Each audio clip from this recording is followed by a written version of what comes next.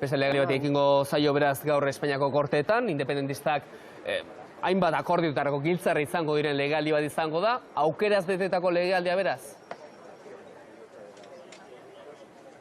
Bai, horrela ikusten dut nik, aukeraz betetako legealdi bat hasten dugula gaur.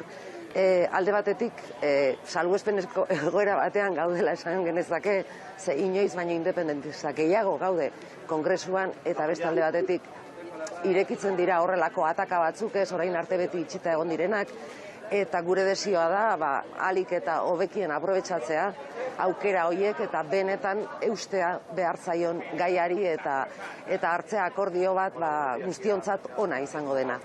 Uriarte diputatuarekin hitz egin berri dugu eta esan digu Voxen inguruan mailan ze gertatuko sekretupean daukatela guztiek. Zuze uste duzu gertatuko dela Voxen mailan izango dela, bi ordezkari izango dituela, bat ere ez? Badirudi ez dagoela akordiorik, hori da azken berriak, hemendik dabiltzan azken berriak. Gure aldetik garbia dugu gure planteamentua ez. Vox ahalik eta aldenduena ustea da gure asmoa eta horren alde hartzen diren erabaki guztiak ontzat emango ditugu.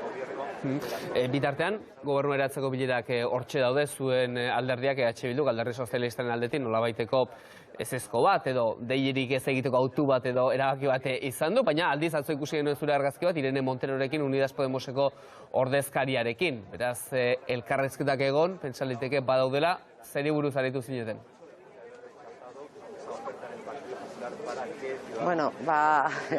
Logikoa denez, gaur egun boro-boro dagoen gai horiek izan genitun izpide ez.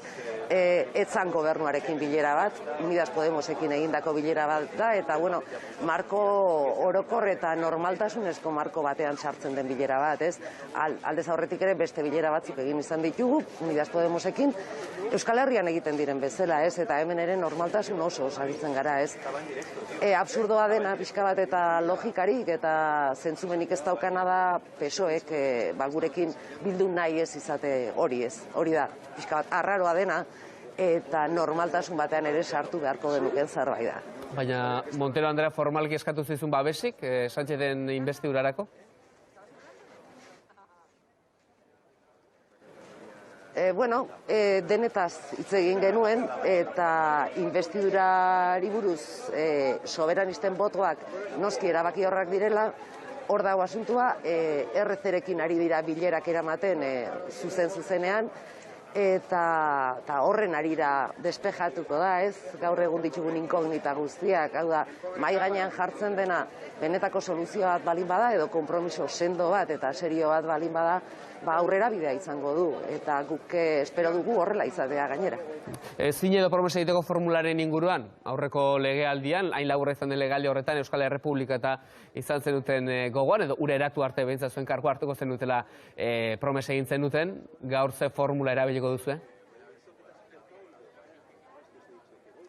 Tradizioari jarraituko diogu, ez? Guk beti horrelako bozketetan, normalean gure bozka izaten da errebindikatiboa eta errebindikazio bat ere planteatuko dugu orain arte bezala.